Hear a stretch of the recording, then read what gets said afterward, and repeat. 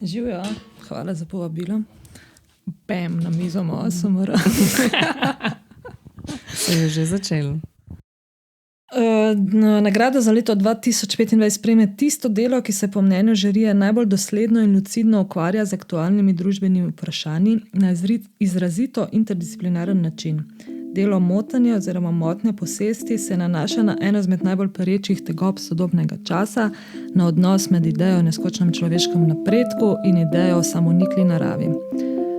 Zmagovalna stvaritev je večplastna, angažirana in interdisciplinarna, ter se nanaša na okoljska, družbeno-politična, zgodovinska in komunikacijska vprašanja sodobnega vsakdana, je še ocenila žirija.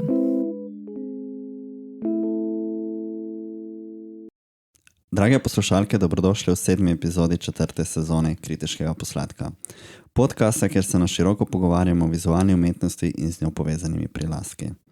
Danes klepetamo z Niko Erjavec, intermedijsko umetnico in članico kuratorske ekipe Svetlobnega Gverila. No, sodeč po Gverilini spletki vsaj. Gre za vsestransko ustvarjalko, ki ni tuje delo z rokami, kakor tudi ne programiranja. Nika je diplomirala iz unikatnega oblikovanja, magistrirala pa iz kiparstva. Pomenljivo je tudi prejemnica letošnje nagrade skupine Oho. Poklepetali bomo o lovorikah in nagradah, kaj prinesejo poleg začasnega slovesa in pik pri Ministrstvu za kulturo. Skušali bomo razumeti delo znotraj polja intermedijske umetnosti ter vplivom kiparske izobrazbe na njeno umetniško prakso. Poglobili se bomo o razumevanju okolja in našim odnosom z njim, o političnosti umetnosti in njeni čutnosti. Nazadnje bomo Niko vprašali še o delu pri Svetlobni Gverili in organizaciji tako kompleksnega festivala. In če nam ostane še kaj časa, rečemo še kakšno besedo o tehnologiji, programiranju in raznoraznih stresajočih se napravah. Poslušate Kritiški posladek, to je podcast, kjer klepetamo o aktualnih razstavah in ali o dogajanju na področju vizualne umetnosti in kulture, včasih tudi zelo random in x umetnosti. Vse omenjene pomembne faktološke stvari bomo polinkali v opis. Če vam je všeč naš podcast, nam lahko please na Buy Me Coffee donirati za kavo, ker čeprav nama je ful cool, kar delamo in to delamo za džabe, smo vseeno ful odvisni od kofeina in sugar spikeov. Lepo pozdravljeni. Poslušate Kritiški posed. Posladek. Živijo, Nika, kako si? Super sem, vesela sem, da me imate končno tukaj. V glavnem, Nika, letošnje leto mora biti prav tvoje leto. Ne? Za delo Motnje oziroma Motanje posesti si prislužila nagrado skupine Oho. Gre torej za nadaljevanje tvojega umetniškega izraza oziroma raziskovanja, ki zaseda mesto med nekje nami, družbo in naravo. Gre v prvi vrsti za instalacijsko kiparsko dela, ki deluje predvsem na čutni dimenziji. Valjda je opaziti, ne, da v bistvu daješ poseben poudarek ravno na gledalčevo izkušnjo in tvoje dela so tudi pogosto zaznamovana z vključitvijo rastlinskih elementov in neke vrste v navednicah low-tech intermedijske nadgradnje, kar bi jaz sicer rekel, da je nekako posebno oziroma odmaknjeno od mainstream prakse v intermedijski umetnici v Sloveniji. In je... A tepe cool, da rečemo temu low-tech? Ja, valjda. Ja. Kaj zaznamuje low-tech? Kdaj je tech Mislim, low? to je tako, že pojem intermedijske umetnosti je v Sloveniji drugače definiran, če ga bereš na definiciji MOL ali pa na definiciji MK ali pa Maribora, Nove Gorice. Vsak ima neko svojo približno idejo tega polja.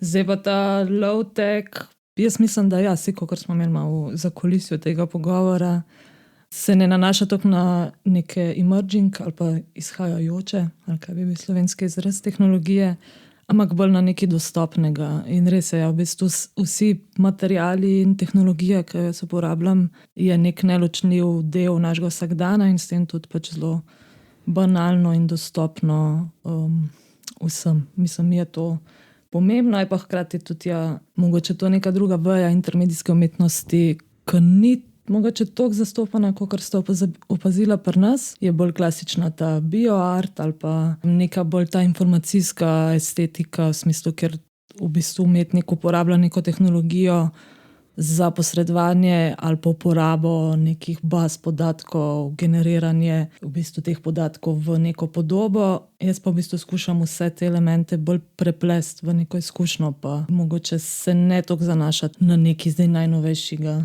Čeprav bi me valjda tudi zanimalo, kdaj. Mislim, pri nas je, kot si rekla na MK, mislim, da piše prav, da ne bi bile nove tehnologije. Zdaj intermedija je izraz, ki je prišel, ne vem kdaj, v zakonodajo. V tujini ga ne poznajo, vsaj ne pod tem izrazom. Obstaja kaj čemu new media.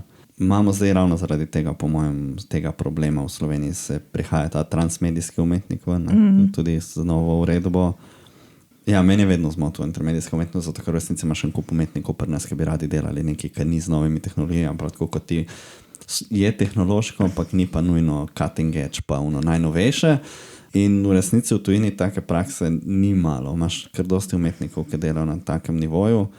Ja, pa na nek način res, mislim, da še vsem pašem v vse te definicije intermedijske umetnosti. Ne mi vzeti mojega poklica. Ampak sem dobila tudi delovno štipendijo, recimo letos, iz področja intermedijske umetnosti za razvoj področja, kar pomeni, da me je strokovna komisija na ministrstvu prepoznala kot nekoga, ki je pač res intermedijski umetnik. Tako da jaz ne bi zdaj rekla, ampak ne znam pa na pamet ali pa poglobljeno detajlo teh definicij. Ne bi rekla, da so sam te nove tehnologije, je pa mogoče to ena izmed najbolj prepoznavnih ali kaj pri nas.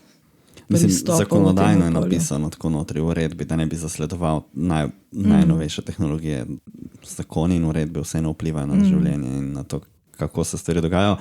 Kaj je potem v praksi sicer drugo? Zdaj, če so priznali, pol očitno so vsem, po mojem, tudi zato smo dobili transmedijski, ker so počasi ugotovili, da mogoče pa ni vse point, da porabljaš skozi najnovejše stvari, ker ni nujno, da zgubiš na sporočilnosti, če pač se poslužuješ nekih drugih medijskih pristopov. No pa sej, če imaš ti to hitro razvijajočo se tehnologijo, ti ne moreš zdaj keep-upati na tak način, ne? Kaj pa artisti, ki delajo, ne vem, z transmitorji pa z radijem, to je toliko zastarelo, to v live-u ne bi, to je tudi pol low-tech, vse je low-tech, razen če je od včeraj. Jaz sem porabil tukaj low-tech prav zato, ker v bistvu lahko z čisto navadnimi solenoidi ali pa z določenimi vibracijskimi napravami, kot sem omenil prej, narediš nekaj. Zdaj, kaj jih proži in kako jih proži, še druga zadeva. Teoretično bi lahko bili tudi samo na nek svetlobne senzore in bi prožili. In to je pa res lowest tech praktično dan danes. Ja, ker mislim, se jih to v resnici po nekih definicijah, to, kar jaz delam, ni low tech, zato ker večino primerih uporabljam tudi računalniško krmirjenje. Ne. So zadeve digitalno programirane, imajo pač določeno neko svojo kodo, nek algoritem, medtem ko pač, kot se rekel, sam svetlobni senzor analogno sproži, ne, v bistvu ne ključuje nobenega digitalnega signala. Ampak ja, mislim, da to predalčkanje po definicijah nima toliko smisla. Je pa, recimo, mogoče lahko izpostavim en del, mislim, eno svojo delo, ki pa je pač bolj v tem zasledovanju nekih novih, ali pa dok ne zdaj novih, v smislu premikamo ekonomijo tehnološko, ampak neki čudni znanstveniki počnejo neke svoje čudne tehnologije, pa to uporabljamo, recimo to, kar ima z Dorotejo Arhatič na Kemijskem inštitutu, ta v posluh instalacija, tam je šlo v bistvu za uporabo nezga emerging softvera, ki so ga razvili kemiki pa fiziki za v bistvu prevod rotacije molekule električnega signala v zvočni signal.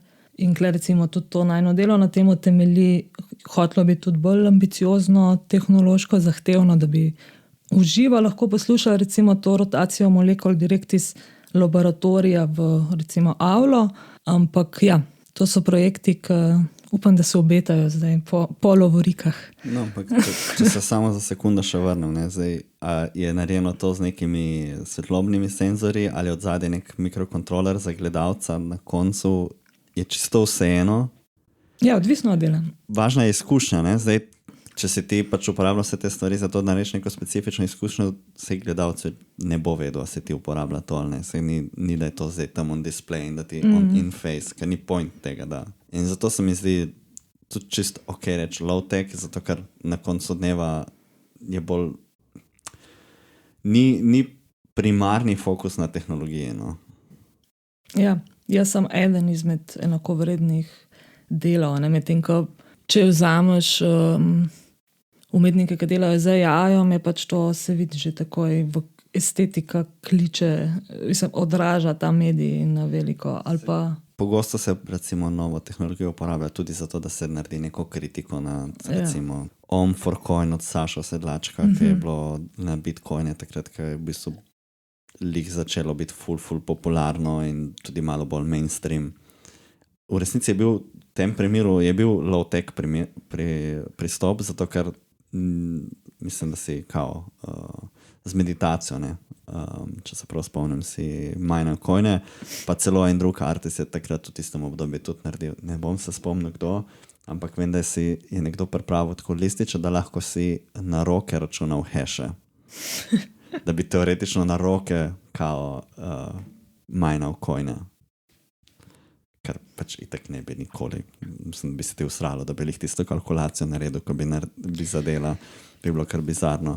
Ampak kljub temu, da je to mogoče, evo, v tem primeru, to je primer tega nekaj, ki je res low-tech, torej papir, svinčnik in človek, ki kalkulira, ali pa tvoje. Tvoje je navidezno low-tech, pa v resnici imaš od zadnje ful več nečesa in znanja in tako dalje.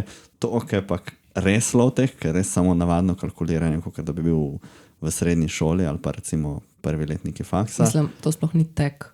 No, ampak ta pol low-tech pa v resnici problematizira ful nek zakompliciran, pa vseobsežen, serverski in požarešen mahinacijo od zadnje. Se mi zdi prav zanimivo. No, mogoče lahko na tej točki potem tudi razložimo, kaj je to, kaj je ta low-tech. Malo prej si že omenila, na kakšen način delaš in s čim se ukvarjaš. Če gremo naprej na ta tvoja najbolj odmevna dela, pa tudi dela, na podlagi katerih se je zgodila ta OHO nagrada, mogoče lahko to samo razložimo, da tisti, ki mogoče ne poznajo tvojega dela, da jim bo ta low-tech malo bolj jasen. Lahko probamo, ampak je pa tudi mislim, da glede na pogovor do zdaj jasno, da morate priti na razstavo. Ne? Mi zdaj lahko probamo to opisati, pa mislim, lahko da govorimo o mojem procesu, ampak zdaj, da si pa predstavljate, pa je ful boljše, da prijete v živo to doživeti. Ker res ni fora brati o temu ali pa gledati fotke pa videe. Nekako tudi, kar se tega tiče, res mi je pomembno, da ta medij umetnosti ostane tak fizičen 1:1 ali pa 10:1 ali pa 10:3 izkušnja, kakorkoli. Kar pa kaj delam? Recimo, da je v teh zadnjih serijah najbolj prepoznavno neko moje ukvarjanje z zaznavo ali pa nekimi mejami zaznave, predvsem ljudi. V bistvu v zadnjih letih dela temeljijo predvsem na komunikaciji, ki jo rabijo možgani pa oči, da nekako skomunicirajo vse, oziroma da oko prenaša informacije iz okolja možganom in to v bistvu, koliko pač ima nek ta, recimo moj računalnik, ki ga uporabljam v instalaciji, ima tudi naš možgan nek procesorski čas, da obdela te informacije. In jaz v bistvu se v zadnjih letih ukvarjam prav s tem zamujanjem našega procesorja in ustvarjanjem nekih svojih podob zaradi tega, da pač nam se ne zmeša, ker pač ne dohitevamo realnosti, ampak imamo v bistvu nek svoj način dojemanja, neko svojo v narekovajih navidezno resničnost, tako da na nek način se tudi jaz z virtualnimi svetovi ukvarjam, čeprav so zelo analogni, pa so plod nekako fantazme naših možganov ali pa nekih pač zelo specifičnih za nas. No, vse v resnici se z enim projektom v bodoče premikam mičkam bolj recimo o razmišljanju o zaznavi opraševalcev ali pa ne vem, kako neka druga bitja dojemajo, ampak primarno v mojem delu gre za neke asemblaže, kot sem rekla, vsakodnevnih materialov, ki jih jaz razumem kot neke predmetne pa bivanjske označevalce naše družbe. Ne vem, če veste, v letu 2020 smo v bistvu za tem man-made, torej človeško ustvarjeno kulturo, vsem grojenim, vsem ustvarjenim, presegli, odtehtali vse živo na planetu. Torej vso biomaso, vse rastline, vse živali, vse mikroorganizme. Zdaj pač na tej točki naša arhitektura, pa predmeti, pa industrija pač odtehta to.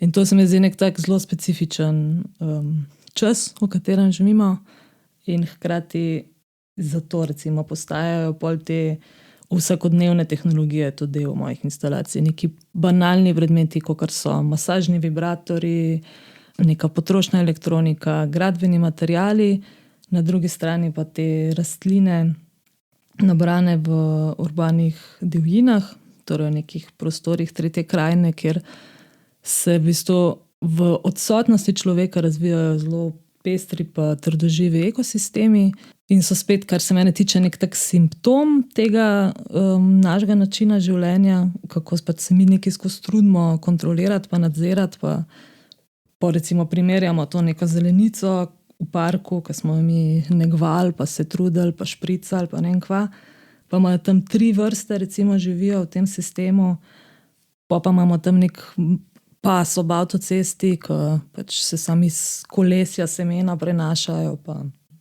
ne vem, v nekih težkih pogojih tam degradirani zemlji uspeva nek ekosistem, pa se tam pač res naredi nekaj, ko se pol, ne vem, bo ena občina lahko trudila 10 let z razpisi klicati ljudi, dajte to prosim probati nazaj v zelenico spremeniti, so pa zdaj tam neke invazivne rastline to vzele za svoje.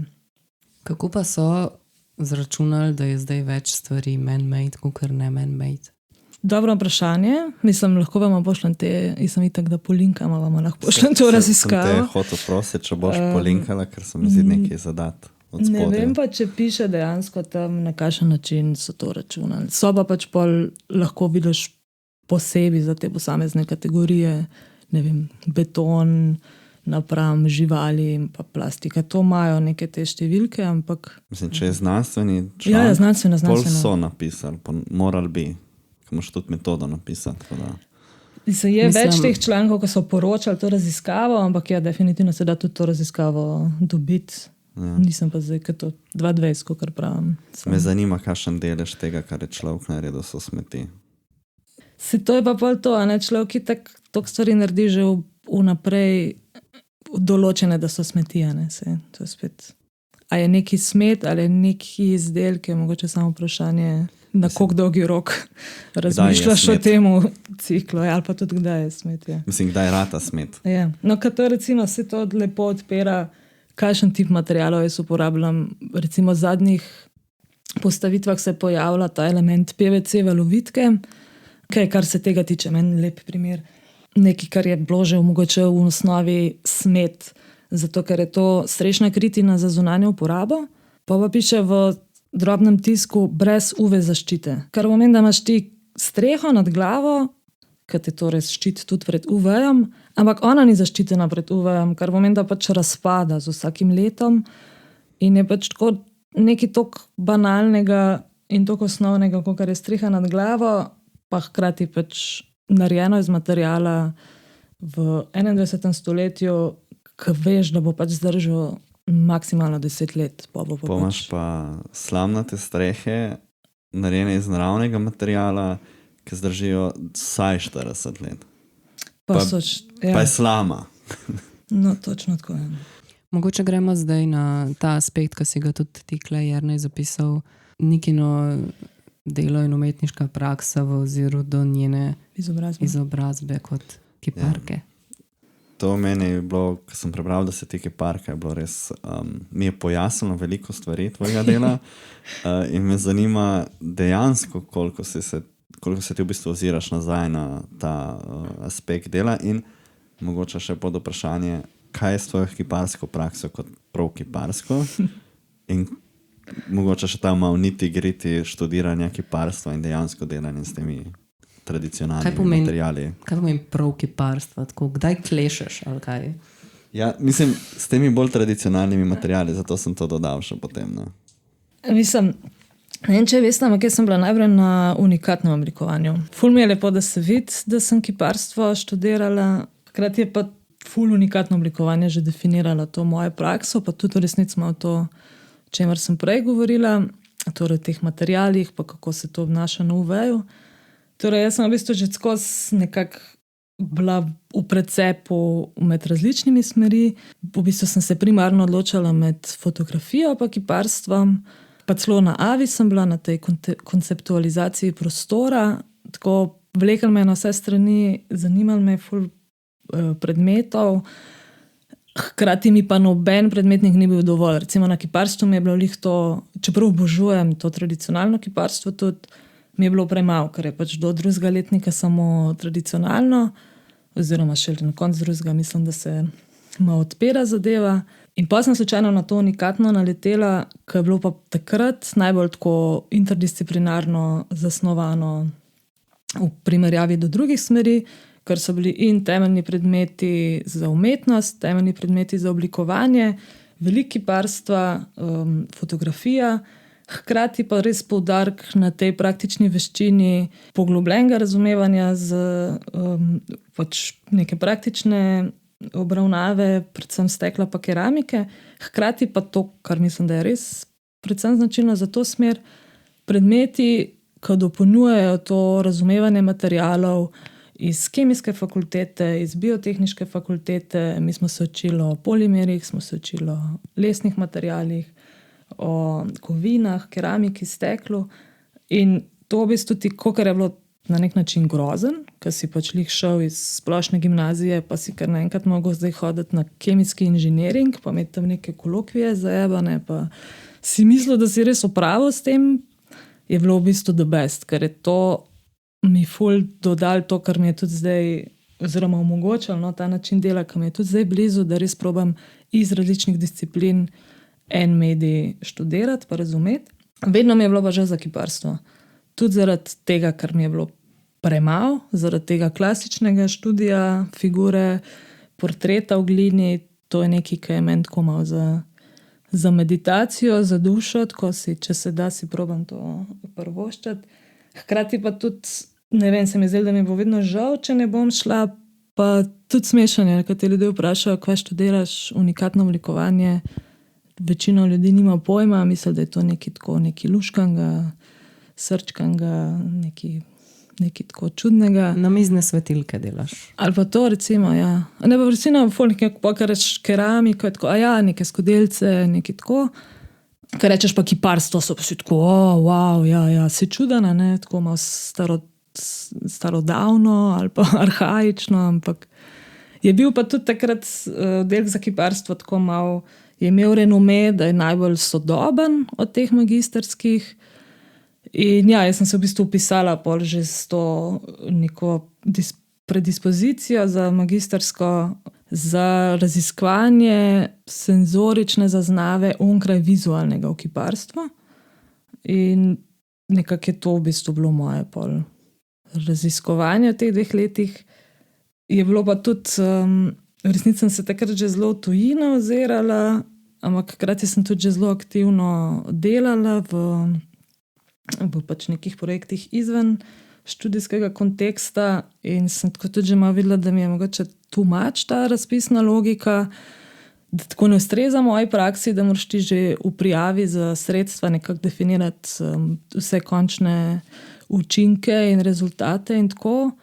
In sem si pol ta magistrski študij tudi res vzela kakor priliko, da si pustim spet malo tega eksperimenta, hkrati pa tudi, da si nujno najdem nek način dela, neko metodo, da lahko v bistvu gojim to svojo eksperimentalno, interdisciplinarno tendenco, hkrati pa vsem lahko delam v teh projektnih pogojih. Tako da sem si res posvetila te 2 leti za postaviti nekako svojo prakso za naprej in nekako dejansko še vedno iz te serije, ki sem jo tam zastavila, nadaljujem. Tako da je bilo zelo ključno zame. Je pa kar se tiče predmetnika, mi to intermedijsko mislim, da res predvsem unikatno oblikovanje v bistvu dalo. Kiparstvo pa to neko zelo prostorsko, materialno in pa tudi ročno veščino. Okay. Zdaj mogoče malo povedi, kaj je sploh to unikatno oblikovanje, ker ne vem, če se jih predstavljam tudi jaz zdaj že kljub vsemu povedanim. A kaj je, misliš, kaj se počne na unikatnem oblikovanju? Mislim, ja, kaj naj bi pol človek delal s tem? Ja, se to pa je ta pol, najbolj je tako odprta smera. Ne? Ti se v bistvu že kot študent tam lahko v večini nalogah, ki jih dobiš, odločaš, a delaš bolj v umetniškem ali bolj v praktičnem. Najboljšo resnic si ljudje predstavljajo, ko jim poveš termin, ki se v tujini uporablja za take smeri, uporabne umetnosti. Torej, lahko so zdaj te umetnosti bolj uporabne ali pa manj uporabne. A ne? Eni pač moje sošolke, recimo, kakšne so zdaj oblikovalke nakita, modne oblikovalke, keramičarke, tako klasično. Pa nas je pa par, ki smo šle pa v umetnost. In v gledališče so šle, in v film, v scenografijo. Jaz mislim, da nas je veliko, smo se tam znajdeli, iskali mogoče nek ta malo bolj, še bolj bahovski model, kot se že zdaj skuša akademija iti bahovski model. Da imaš ti res nek širok nabor predmetov, ki so, mi smo imeli pač vse predmete, mislim, posegali smo, imeli smo presečišča z vsemi oddelki na Dolenjki. Recimo smo imeli skupne predmete z vizualnimi komunikacijami, z industrijskim oblikovanjem, potem z neki pač tudi na oddelku za slikarstvo. Nismo imeli na oddelku za kiparstvo, ampak smo imeli svoj predmet kiparstvo pri Drinovcu, tako da pač res nek tak najbolj širok študij. A sem ti odgovorila? Ja, mislim, da ja. Mislim, sam se odločiš načeloma kot študent. Še vedno razmišljam malo, kaj poznam široke študije. Sam izkusil to in sem razmišljal, ker sem ti postavil vprašanje, da tudi jaz ne bi znal zares odgovoriti na to. Tako da mogoče malo ne fair. Bi se v bistvu zdaj, ker smo govorili toliko o tvoji praksi, dotaknil še ene zadeve, zdaj mi je še toliko teže zediniti tvoj pogled na tvoje delo in kuratorski tekst, sploh ta, ker je bil recimo zdaj za motnje oziroma za motenje. Tam je kar veliko konceptualističnega dela, dosti se nanaša na to razmerje. Se mi zdi, da je ta del zaznavnosti ful pozabljen v tekstu. Kako se zdaj ti znotraj tega polja med tem, kar si nam zdaj pravlja in tem, kar piše tam in tem, kar si verjetno mogla prijavljati, kako se ti tle noter znajdeš in kje smo dejansko? A je del tega mogoče v tekstu, ker ti tudi razmišljaš, pa ne govoriš o tem v prvi vrsti, ali je bolj to nekaj, kar prije pol kasneje? Ja, to je zdaj mogoče še bolj kompleksno vprašanje, kot prej. Ampak je pa tudi povezano v bistvu s tem, kar sem govorila, da sem magistrski študij nekako posvetila temu, da probam postaviti svojo metodo dela pa prakso. Nisem pa nekako zares računala, da bo to se pol kar tako pospešeno zgodilo, kar pomeni, da jaz res že od 2018 nalagam to serijo in jo večplastno gradim in ima ful enih layerjev. In zdaj ta tekst konkretno sem jaz pisala, tako da se ne moram na nobenega zgovarjati, da je zgrešil kakšno poanto ali pa ne. To je definitivno nekaj, kar je ful pomembno tudi pri mojem delu. Pa ne vem, mogoče se mi zdi, da ta zaznavna stvar, kot pač si ti na razstavi, mora itak sama govoriti. Zdi se mi, da je ful pomembno, da umetniško delo brez teksta zdrži, nagovori, ustvari to, kar ima za ustvariti. In tekst razumem bolj kot nek podkontekst, nekaj, kar mogoče še doda neke informacije, ki pa niso nujne. Tako da mogoče zato se pol zgodi, da ker tudi v tem tekstu še ful manjka enih informacij, ki bi ti mogoče pomagale se prijeti še kakšne zadeve v tem konkretnem delu, v tem konkretni instalaciji. Sem tudi recimo polka ta nagrada je sestavljena ne samo iz tega dela, ampak tudi iz razgovora pa portfolija. In tudi recimo na tem razgovoru sem še ful enih stvari povedala v tem delu, so nas mogli na koncu ven vršiti, ker smo bili tako dolgi. Tako da jaz imam problem, da lahko ful govorim o svojih delih, ful iz različnih tudi kontekstov, hkrati pa vedno nekako smo omejeni, skoraj vedno, zdaj nismo omejeni toliko, ampak v teh obrazstavnih tekstih ali pa tudi nekih kratkih izjavah, pa to si ponad omejen, koliko lahko poveš. Ugotavljam pa ja, da je res mogoče nima smisla, mogoče je pa lih to ta stvar, ki jo mora gledalec tudi sam dojeti, pa bi bilo bolj zanimivo od spredje postavljati tudi v tekstu to zaznavo pa fenomenologijo. Po eni strani lahko razumem, zakaj se človek čuti potrebnega pisati take stvari, zato ker je sploh na naši slovenski sceni še vedno veliko stvari, ki se upenja v družben kontekst, zakaj so stvari pomembne, kaj to govori o družbi. To se mi zdi, da je nekaj, kar je sploh v umetnosti na splošno sodobni, ima tudi v Sloveniji. Zdaj je boljš, kot je bilo, včasih je bilo še hujš.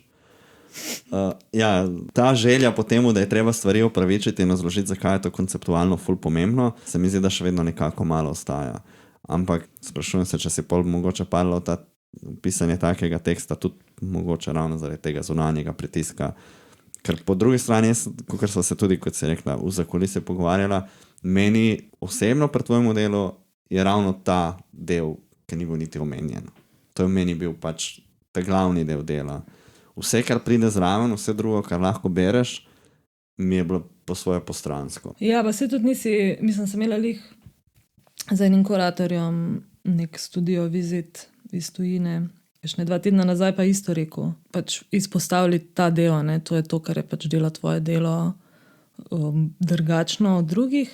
Tako da verjetno, da se bom res potrudila bolj komunicirati to delo, ali kaj, mislim, to delo, ta point, bolj mu dati priliko. Ni pa zdaj tako, da bi jaz ta nek družbeno-okoljski kontekst kakorkoli prisiljeno lepila na svoje delo. Ne? To je dejansko nekaj, iz česar se tudi rojevajo ali pa nastajajo te moje instalacije. Ne?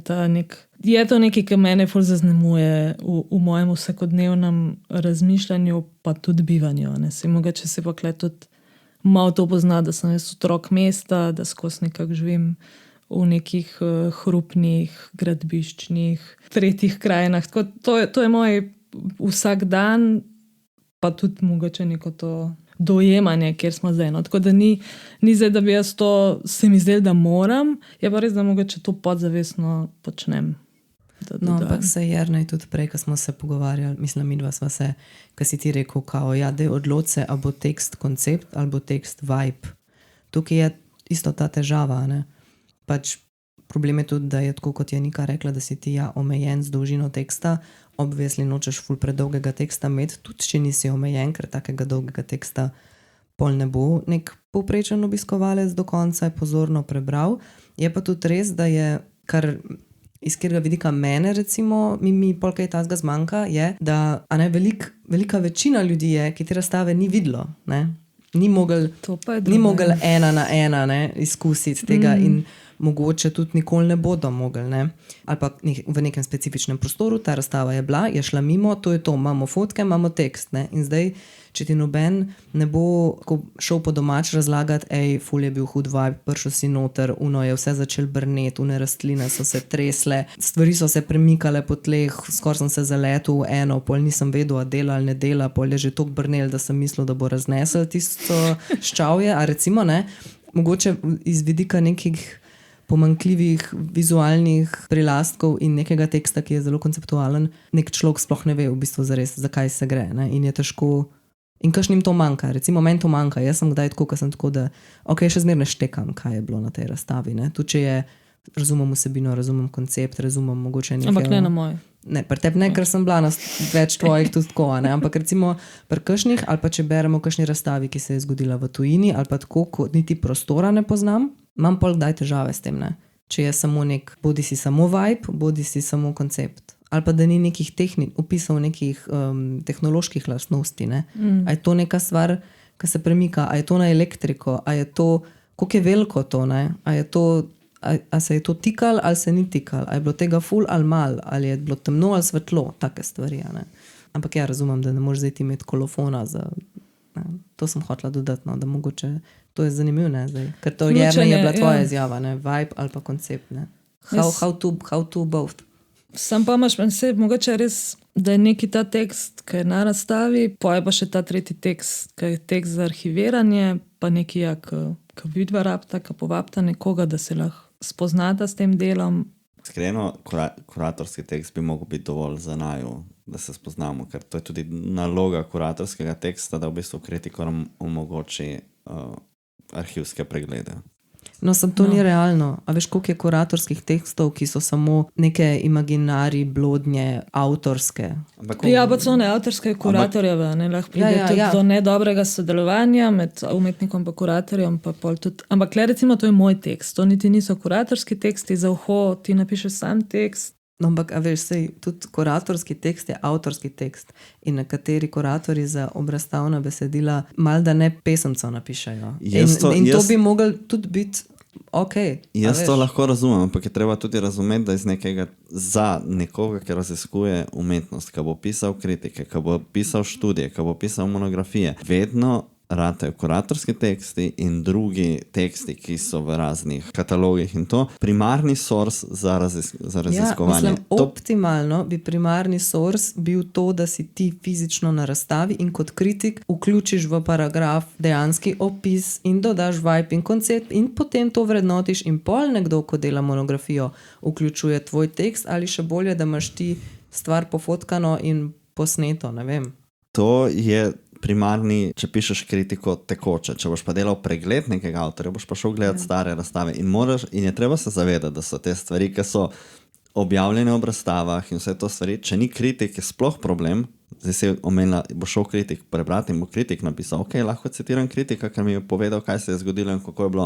Če ni tistega kritika, je vseeno potem delo tistega, ki organizira in naredi razstavo, da poskrbi, da so te stvari dostopne, da jih lahko preberem, da mi nekaj povejo. Če so pol kuratorski teksti izključno zelo lirični in pevani in ne vem kaj, bom si lahko samo s tem pomagal. I'm so sorry.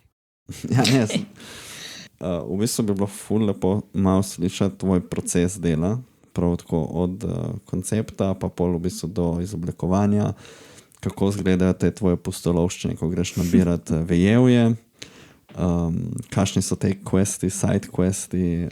Ja, in kje nabiraš to vejevje, ker zdaj od velikih teh razstav, kjer so bile, kar smo imeli že v Mali galeriji, v Kibliksu, v Govorilnici, takrat čisto na začetku še, pa Kostanjevica na Krki, Alcatraz, Ribnica in tako naprej. Jaz imam feeling, da skozi iste te rastline gledam. A so to iste rastline zreciklirane, ali kje točno dobiš te rastline in kje so te rastline, ker jaz bi tudi imela en shop teh suhih rastlin, ker so ful lepe. Maša, bo šla na braten šopek s veseljem. Jaz sem tudi že razmišljala, da če mi zagosti v umetnosti, bila začela delati te ikebane, pa neke suhe aranžmaje. Jaz bi mogoče še pohvalil tisto eno fotko, ki te naredil Petra Feti, Ja, ki sta z tistim vejevnim nabirali, zato tudi mi razmišljamo o teh zadevah kot dogodivščinah, ker A zdaj ja, res Mladini.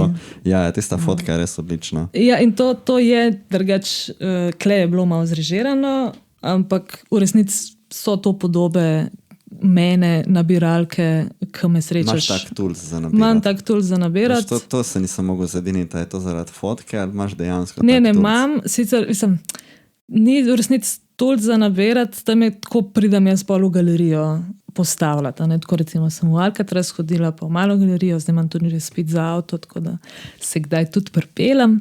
Ampak v osnovi pa je ta tulc je sestavljen iz teh penastih cevi pa šopov tega rastlinja.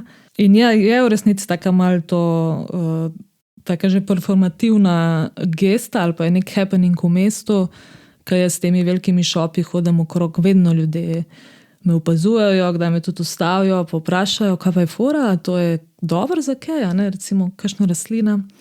Pa jaz dejansko poznam vse te rastline, zdaj že pa pol lahko tudi odgovorim, pa kaj povem, pa sicer ponad povem, da je to nekaj pač za neko čudno razstavo, pa tak, ampak ja, da lahko pa bi naredil čaj ali pa lahko pa bi s tem upravljal insekte na polju. Čakaj, kaj pol ti nabiraš? Zdaj prav nekaj specifično očitno. Jaz specifično nabiram suhe rastline, torej že iz prejšnje sezone, posušene v teh prostorih preomenjenih te urbane divjine oziroma tretje krajine. In dejansko so to kombinacije invazivnih rastlin, torej to, kar sem prej omenila, da pridejo z nekimi kolesi, z vlaki, s tovornim prometom in pa nekimi pionirskimi avtohtonimi vrstami, ki pa v resnici naši predniki znali vse te rastline uporabiti tudi v Se spomniš kulinariki. kakšnega imena? Vseh. Imamo recimo najbolj tako konceptualno smešna je cikorija, ki ima ime tudi navadni potrošnik, pa navadni popotnik, tako da se mi zdi, da lepo v tej večplastnosti zaživi. Pol recimo navadna barbica, ki je edina od teh, ki je uporabljam, ki se je v kmetijstvu uporabljala, recimo privlačnike, vešče, ki drugače zeljne glave uničujejo in so to včasih sadili okrog polja zelja, zato da so v bistvu te vešče prestregle, te barbice. Pol recimo divja ščetica, ki so jo uporabljali včasih za volno ustvarjati, oziroma nit ustvarjati iz volne, pa zdaj so ugotovili, da je tudi tudi proti boreliji zelo fajn, tako da delajo neko tinkturo iz tega. Pa lučnik, pa ličnik, ki sta za pljuča dobra, pa badelj, ki je za imunski sistem. To je v bistvu tudi nek nabor rastlin, ki jih lahko srečaš na kakšnih starih meniških vrtovih. To sem recimo, ko sem zgostovala s tem delom v Žički kartuziji, videla. Ampak ja, moj proces pa v resnici se je rodil iz tega magistrskega študija, ker sem si res spet pustila pač totalno odprtega eksperimenta v študiju in hkrati zelo poglobljene teoretične raziskave, ki je bila pa pač tudi totalno odprte forme. To je pomenilo, da če je mene zdaj začela akustika z vidika fizike zanimati, sem jaz tudi na dijaškom.net šla stare zapiske iz fizike gledati, da sem se malo up to date, pa pač lahko odprla ta prave fizikalne članke, ki opisujejo vibracijo, zvok, neko propagacijo materialno in tako. Pa recimo pol iz biologije razne članke, ki govorijo o tem, kako posamezno bitje sprejema ali pa proizvaja akustične informacije in tako naprej. V glavnem neko tako usporedno, praktično, teoretično delo.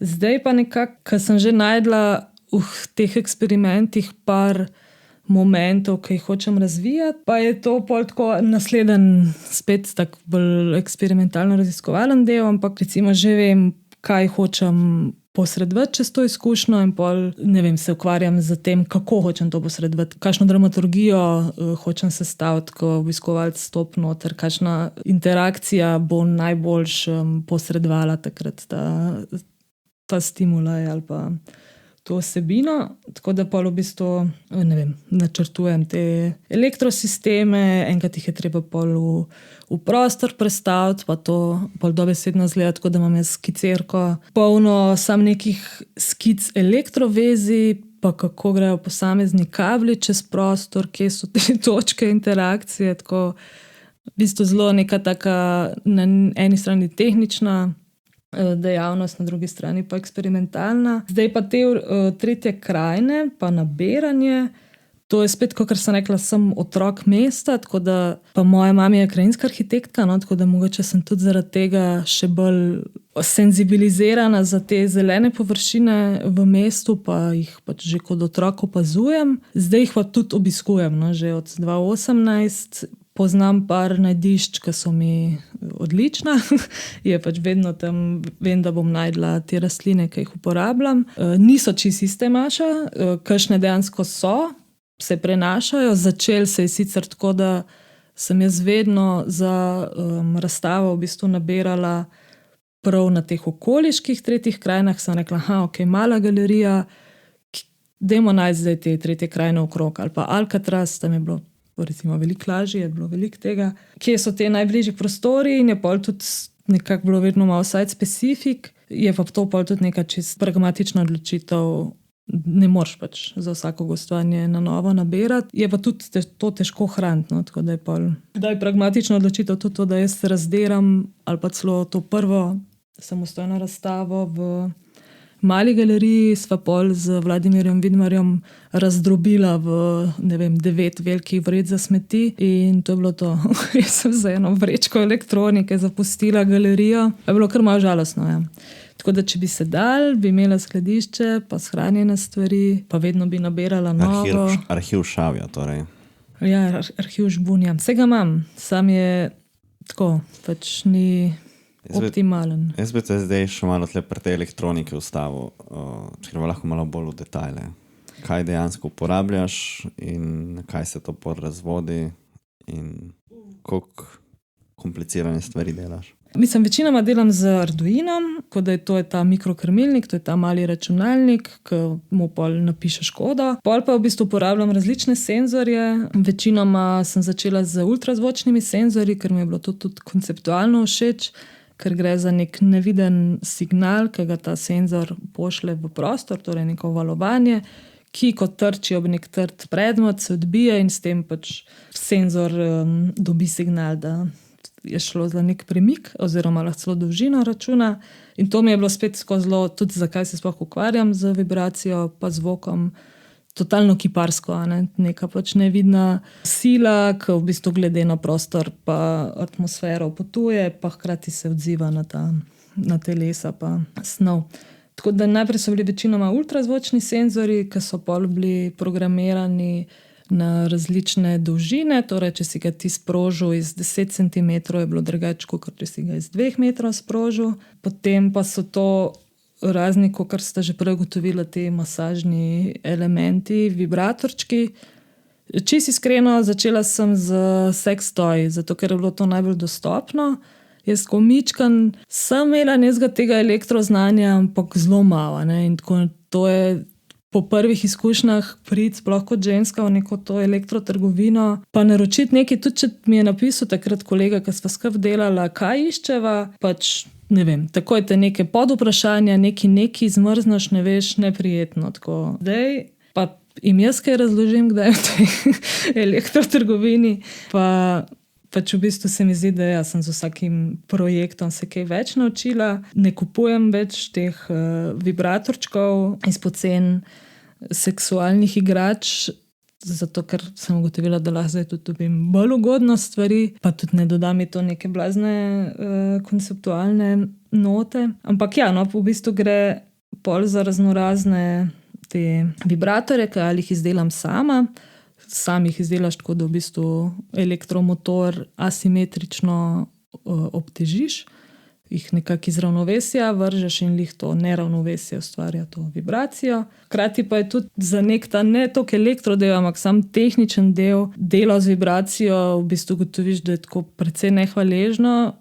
Ne vem, tudi če bi recimo v industriji gledali, večinoma pač se uporablja stvari za blaženje vibracije, zato ker vibracija vedno deluje destruktivno, vedno najde nek najšibkejši člen in se tam skanalizira in se kanalizira, dokler pač ga ne uniči ali pa odvije ali pa kakorkoli. Tako da sem sploh čez neka ta gostovanja, Kiblix prej omenjen, je bilo prvo tako res dolgo gostovanje z tem delom, ker je bila razstava skoraj pol leta in to, kot verjetno veste, za intermedijske razstave lahko izziv.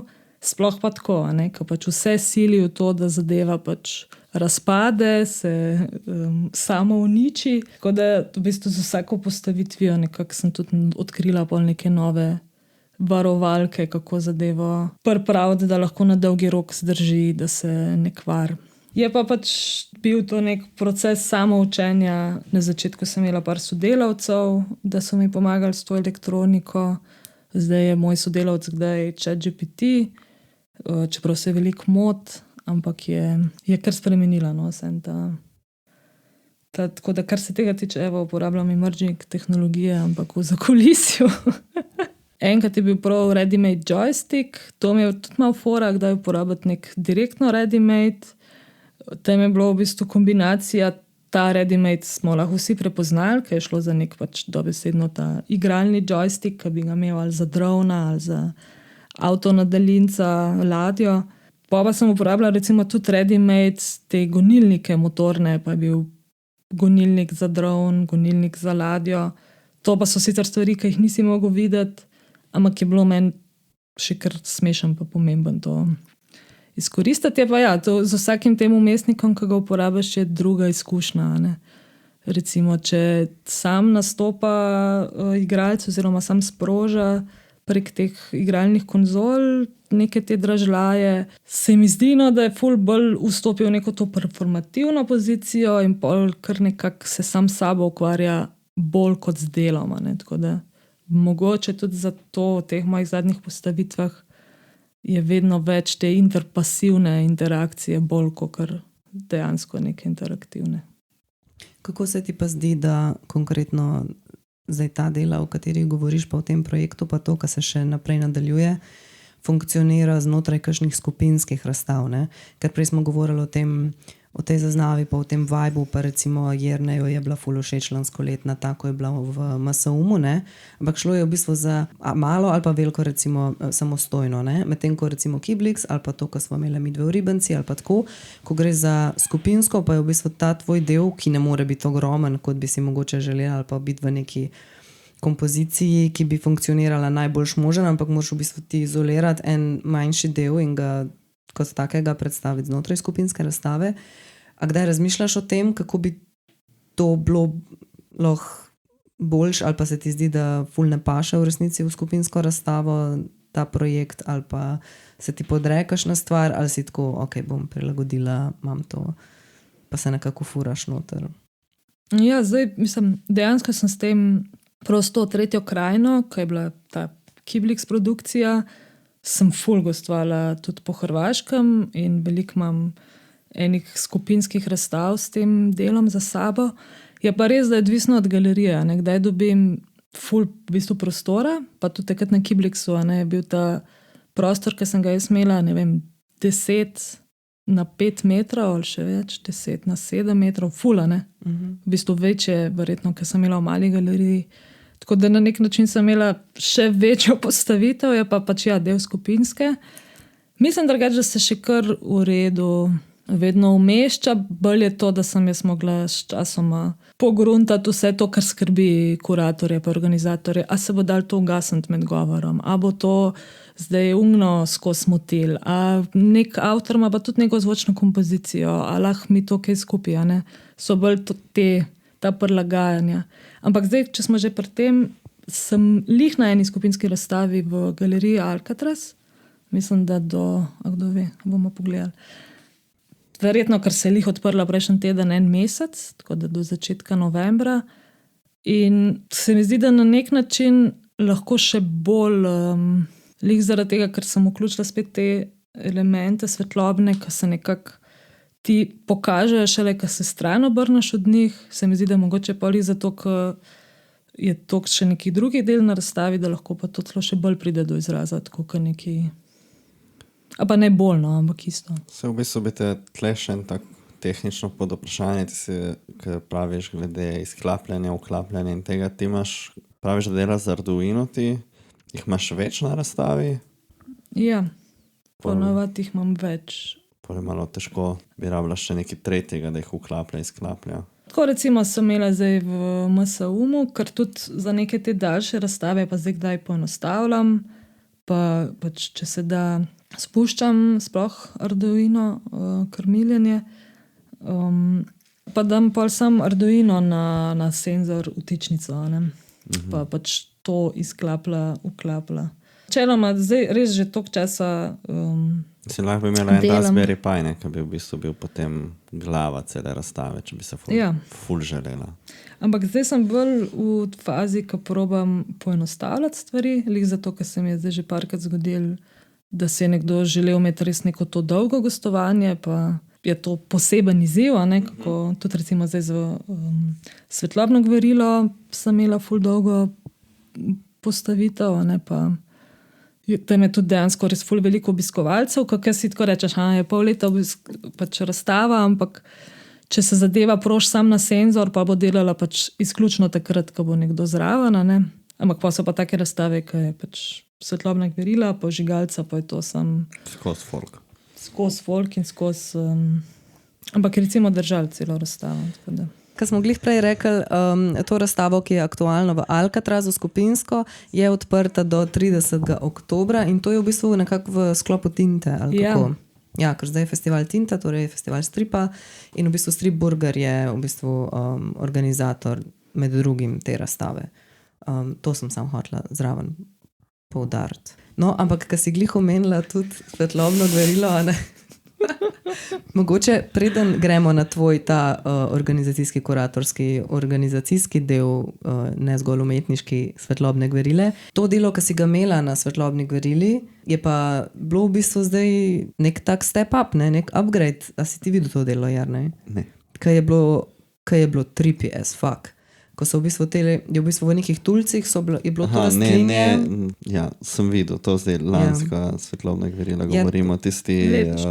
Letošnja poleti, ko je v bistvu noter v tulcih, so bile te rastline in pa so lučke bile, tako boš ti povedala kako, ampak v glavnem, ko se je to šejkal, je pač res, da na nekih drogah tripaš na hard, tako cyber tripi vibe. Tako hudo je bilo. No, je pa to lahko tudi v Alcatrazu zdaj vidite. Ja, ta del je bilo kar zanimivo, se ga spomnim, tripi. To je v bistvu zdaj presečišče tega, kar sem raziskvala v svetlobi posebej, pa to, kar me je zanimalo, samo to šumenje vizualno v teh postavitvah za suhim rastlinjem. Pa sem pa v bistvu že takrat v MSU-mu pomislila, da bi bila dobra prilika, da to prepletem. Zdaj s to postavitvijo v galeriji Žigalice oziroma s tem projektom za svetlobno gverilo pa sem probala, mogoče še bolj dobiti nek fokus na ta efekt. Sej enim sicer, mislim, je zanimivo, da je tebi tako si opisala, kakor level up, ker enim se zdi pa, da je bila tista razstava v MSU-mu boljša zaradi tega, zaradi neke pestrosti, raznolikosti, tako. Kakle so bili v bistvu 3 elementi isti, z različnimi rastlinami, pa pol en drugačen ali kaj, tako da... No, mogoče je meni ta level up iz vidika te šumenja. Pač pa tudi ta barva, ki je bila tako, ne vem... A pa v MSU-mu si dan? Ne. No, pa mogoče zato, ker si prvič. Za moj manjko MSU-ma je to zdaj. I can only imagine. Se bo še, to bom, ker to zdaj sem tudi malo ugotovila, da je fino kot avtor si pustiti čas neke stvari, malo dlje časa raziskovati, pa jih na več načinov probati prikazati.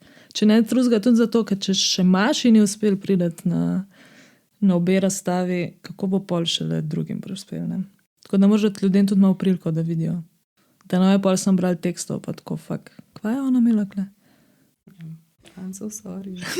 Pobrali kuratorske pesmice. Ne, sem tako MSU-mu, pa res tako fucking nikoli ne grem. No, sem je pa drugače pa še zastonj je prepih, ne? To pa je, ja. Prepih je vedno zastonj. Ne glede na to, a si kritikal, ne?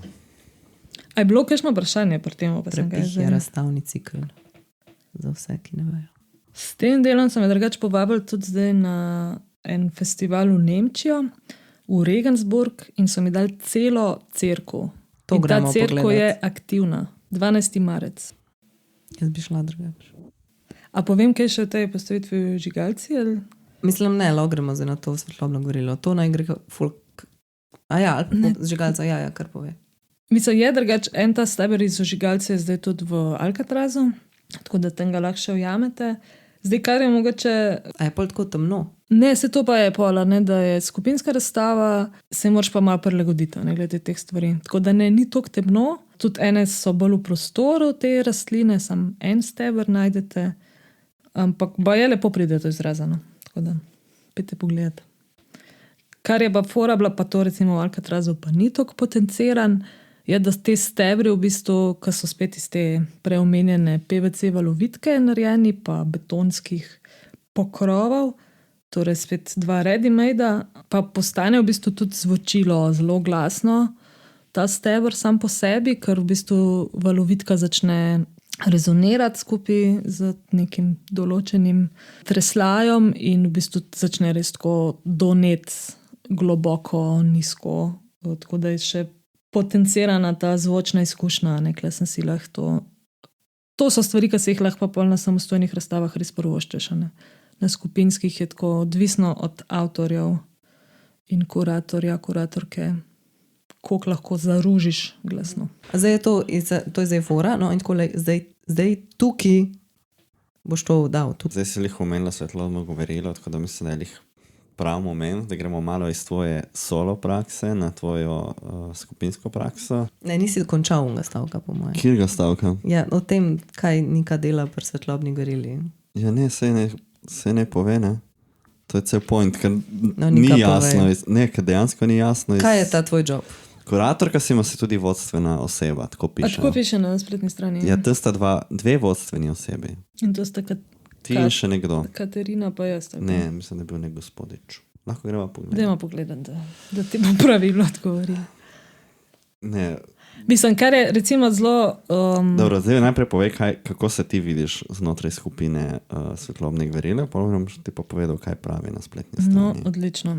Hodila sem začeti kar s tem, da je to tako, ko smo se prej v moji izobrazbi pogovarjali, svetlobna gverila ima tudi ful prste zraven pri tem, da jaz pa sem v intermedijski umetnosti, pa da imam neko suverenost za delo z elektroniko, ker je delo na svetlobnih gverili bil v bistvu del rednega programa na unikatnem oblikovanju. Mi smo imeli 2krat, pa jaz sem pa še enkrat se ekstra priključila gostovanje, oziroma tekom enega predmeta smo razvijali skupinske projekte za svetlobno gverilo in to so bili nekako prvi projekti, ne samo v javnem prostoru, ampak tudi z elektroniko, z lučmi, različne projekte smo pripravljali.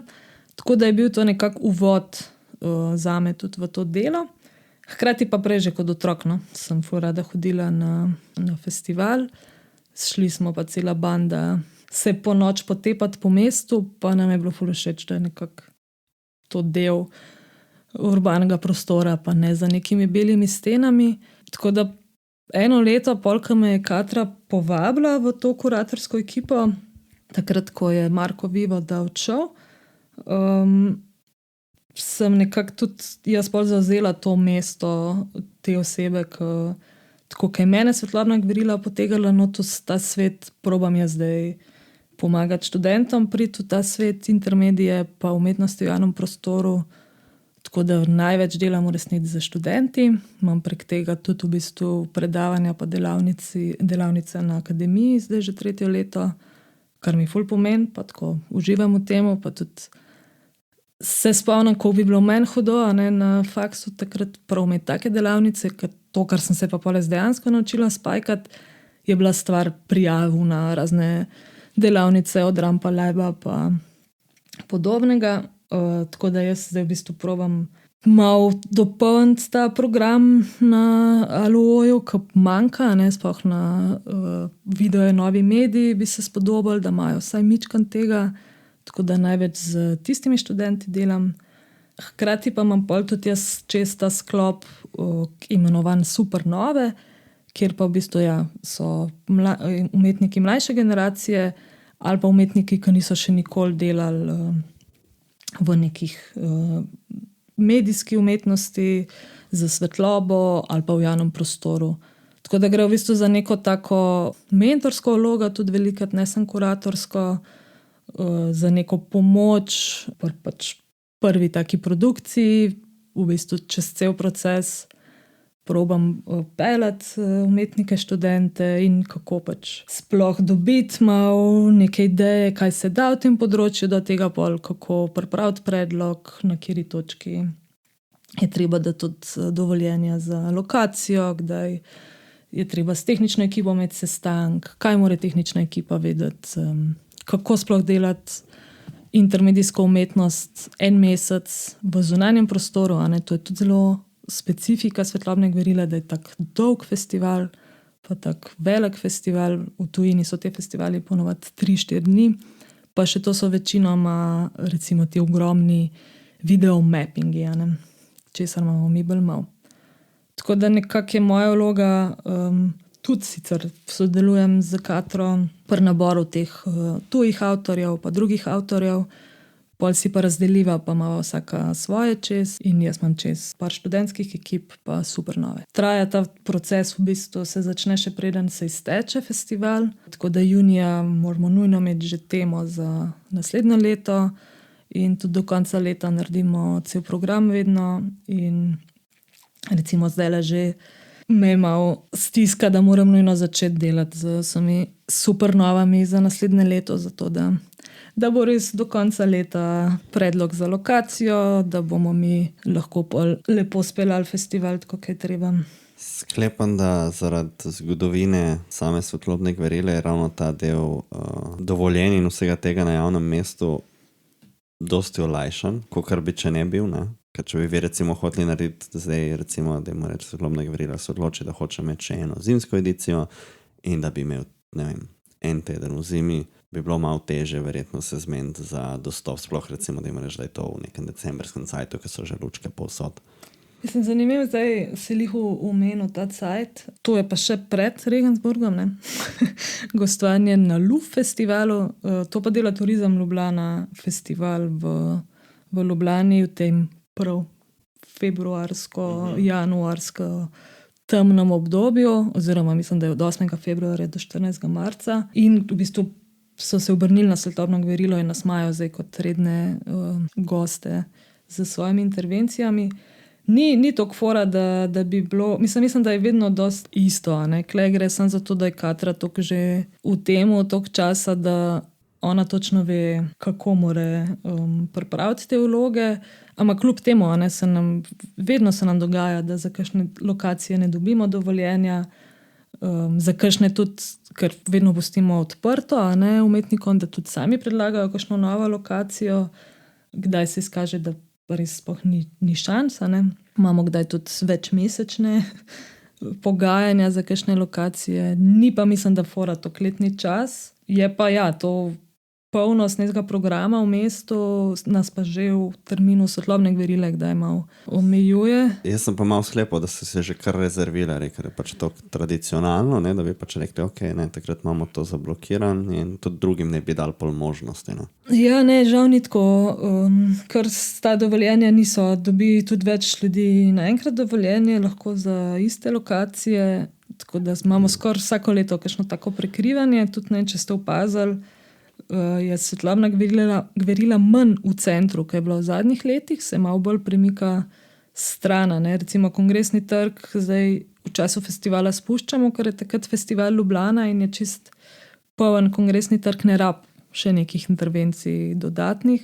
Eno leto recimo so nam prišli snemati z reklamo na eno instalacijo v vrt, kjer je bila instalacija in so kar mirno so jo podarili celo, ne da bi bili zares v dobrem dialogu z nami, pa to je bila zahtevna instalacija, tako da žal ne moramo prav rezervirati. Je pa Katra razlagala, da je zbrala ta termin 20 let nazaj, zato ker je bilo tako neko zatišje v Ljubljani, manjko programa. Malo me preseneča, ker se mi zdi vseeno eden od teh festivalov, ki zaznamuje mesto. Ni zdaj, da je to neka reč, ki je tako fresh ali pa neznana, ali pa da ljudje ne bi hodili. Mislim, dejansko je neka stvar, ki ljudje pričakujejo. In zato bi ljudje, ki jih to zanima, ne. Jaz poznam ogromno Ljubljančanov, ki nimajo pojma, kaj je Svetlobna gverila. Ne vem, jaz vseeno sklepam, da je to malo bolj dostopno za večino populacije, kot večina razstav v Ljubljani. Kar je vseeno, eno je, da je na ulici, drugo je, da je dosti bolj enostavno za dojeti, ker je malo več na estetiki same zadeve, kot na konceptu velikokrat, oziroma tudi, če je koncept, je ponavadi že samo zaradi narave dela, ga lahko uživaš kot izgled in se mi zdi to bližje posameznikom. Ne vem, jaz zdaj, če bi, koliko se je rekla ti, če bila še otrok, si hodila gledati, ker ti je bilo lepo gledati. Ja. In si predstavljam, da je vseeno ene toliko Ljubljančanov, ki malo pričakuje to vsako leto. Ne, zato se mi je zdelo, da mogoče bi si na občini rekli, to je del naše identitete, bomo namenili pač možnost. Ne. V bistvu sem kar presenečen, no. Da ni to tok zihar, kot bi se človek mislil. Mislim, sej dobro sodelujemo, tudi dobivamo ta dovoljenja, kar je od mola skoraj vedno, a ne, okej, bolj je problem z dovoljenji za privat, kar se pa tiče to, ja, ampak sej... Ampak lahko bi se vam pa zgodilo, da bi prišlo nekaj, kar bi bilo bolj zanimivo ali finančno, ali drugače in bi vam spodrinili termin. A ja, to pa, ja, sej na nek način, mislim, ne vem, če mogoče kdo od poslušalcev, kdaj je bil na mojem vodstvu po Svetlobni gverili, pa če ste bili ob sredah, veste, da se zna zgoditi, da je sočasno koncert v Križankah.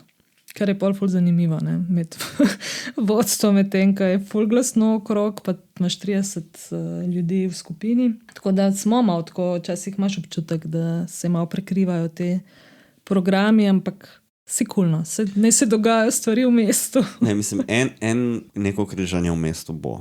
To pač ne moreš iti mimo. Ker Je to point. vi zasedate kar velik kos mesta, recimo, in v tem velikem kosu mesta je en kup drugih dejavnosti, ki se dogajajo. Imaš en kup barov, imaš en kup stvari, imaš križanko, kot si rekla. Te drugi akteri ne morejo zdaj prekiniti, si ne morejo prevoščiti prekiniti programa. Dejstvo pa, da lahko zasedete ulico, je tisto, ki je vseeno očitno ne toliko 100%. No, jaz upam, da se vam to ne zgodi. Po mojem vas prepoznajo vseeno, kot če ne bi sodelovali toliko let. Ja, tudi ne bi nas verjetno vabili na te nove njihove ideje. Ta Luf festival, kot sem rekla, je pa to organizira oddelek za turizem, ne oddelek za kulturo, iz katerega se mi tudi financiramo, recimo kot Gverila.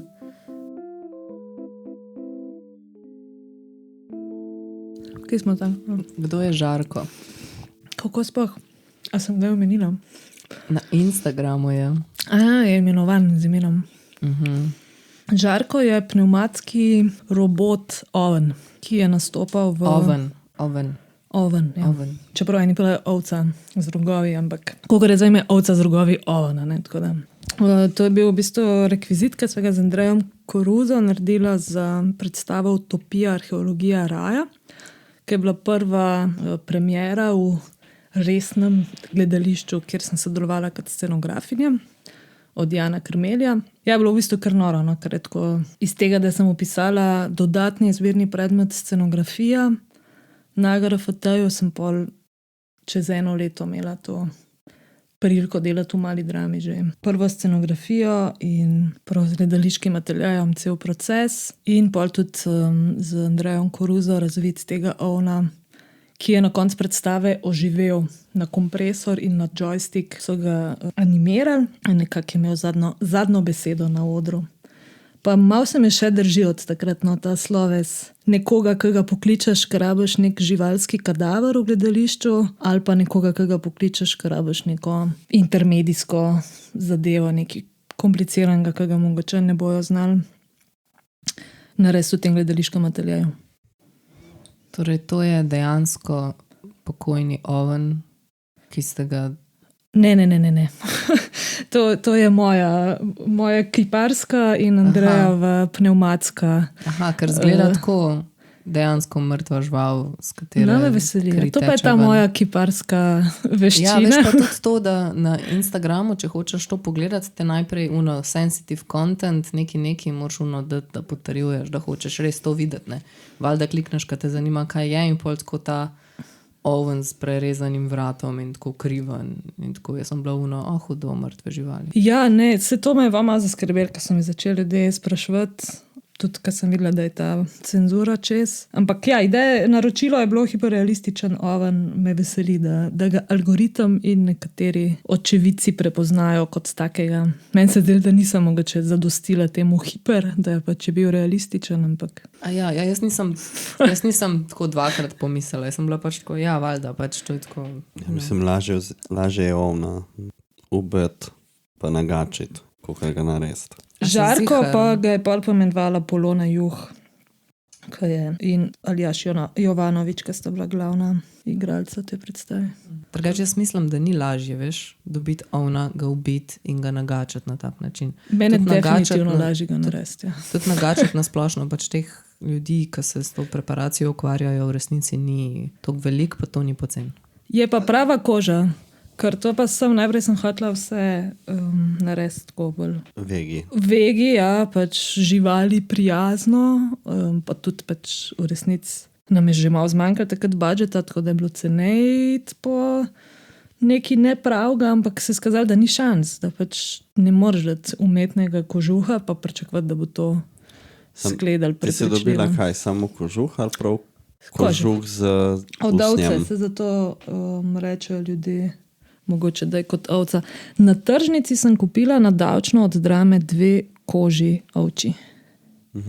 Z spodnjim usnjem, ja. Ja, razumem. Pa sem jih pa skrojila nazaj v životec. Nazaj v obliko. Ja.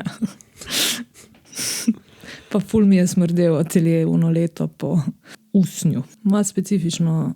ta preparat, ko ga preparirajo. Ja, ne vem, neki so imeli te kože nek von, se ga nisem znala. To je tisto, kaj daje na umetno usnje, da diši po usnju. Drugač, a nima tako Ikea neko svečo, ki ima von, kao nek man cave von in je pač usnje in sandalovina in shoe polish. Ikea, kolikor vem, tudi prodaja ovčje kože. Prave. Ja. A prave? Ne. Mislim, da so bile prave nekoč. So. Te sem tudi gledala. Nisem prepričan več. Te si gledala in niso bile zadostne. Ne, pa malo so bile premehne.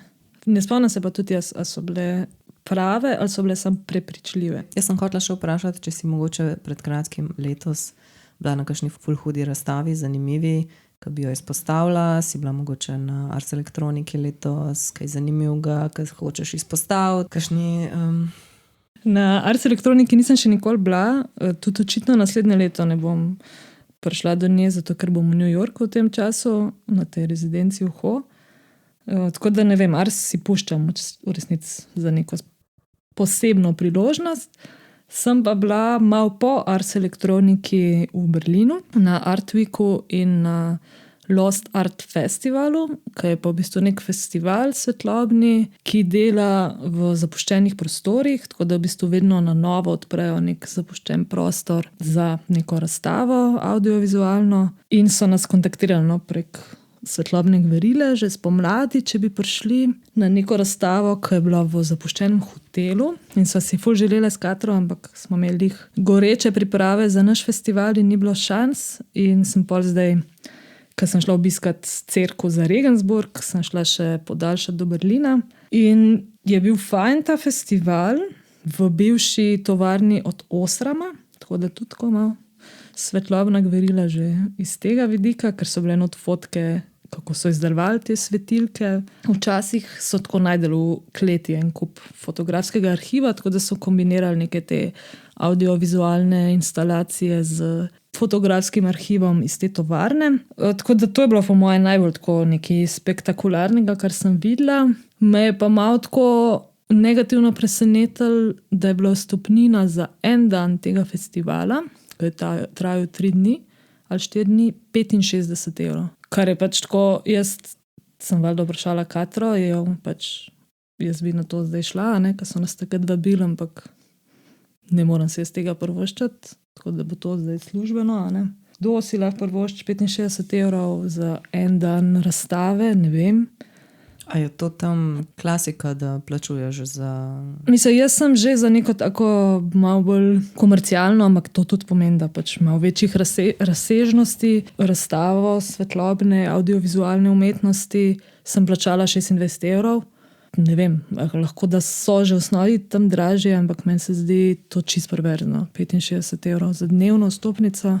So sicer te svetovni ustvarjalci, ki so sigurno tudi oni fino mogli biti plačani za to, da so tam, ampak pa bil je še nek konferenčni program, pa tako, pa vseeno. Če si dal 95 evrov, si dobil pa welcome drink, pa nek prigrizek. Tako da to me je malo razočaralo. Mi je tako, ful mi je dobro to, da odpirajo neke te tovarne in hotele in neke druge zapuščene prostore, ki meni tudi v bistvu najbolj te prostori nekako dogajajo kot razstavljalcu in obiskovalcu, ampak hkrati pa ne vem, no. Mislim, ful je tako malo kontra, ja, odpreš prostor, pa ga pa zapreš neke prostore, ki so zapuščeni, ker jih želimo ponovno oživeti in jih predstaviti in jih rekontekstualizirati, ampak za cash. Ja. Zanimivo je tudi, ko sva s Heleno hodile po tem Berlin Art Weeku, sva naletele tudi tako na razstave, ki sicer mislim, da niso bile dejansko del Art Weeka, ampak so bile samo istočasno, ker je bila tako vrsta okrog tega objekta, tako je bilo dejansko ful interesa in navala in tako, ne vem, je bila neka, sicer pa kar so gledali, je bila neka večja gostujoča zadeva, ampak ja, so ljudje čakali po moje 2 uri v vrsti, da so šli na otvoritev.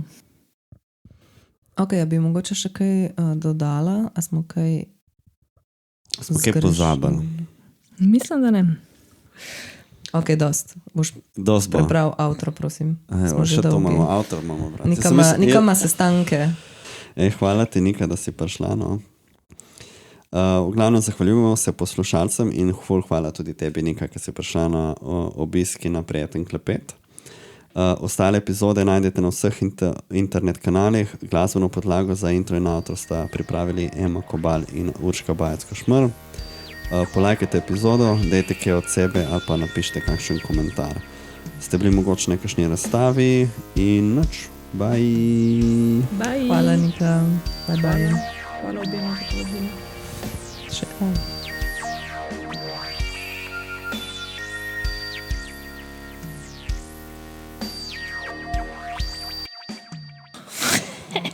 Kaj mene tudi to recimo pol všeč, da se trudimo pri govorili res uporabljati obstoječe lokacije, pa čim manj graditi svojih lokacij. Ne? Ker za te velike mappinge pa to moraš skoraj vedno zgraditi pol nek stolp za projektor in tako. In je to tako neka nova grajena pomožna oprema v mestu. Se mi zdi pa, da je ful čar, če se ti rata tako preples nekako v mesto, v obstoječo arhitekturo in elemente. Organiziramo bus. 12. marec. Ja, to bi bilo čisto. Prijave zbiramo na mail. Je dejansko res že par Zdaj kandidatov. se bo pa dejansko tako 50 folka javilo, gremo vsi skupaj na Regensburg. Mislim, če se zbere 50 folka, pol zorganiziramo. Jaz sem mislil, da Jaz gremo sem kar zdaj še spat, redla. da ramamo avtro. Čakaj, kje je zdaj ta avtro? Hvala Faka, ti, tukaj je Nika, bilo za... dolgočasno. Ja. Gremo kar spat, kao. Čisto zamorili.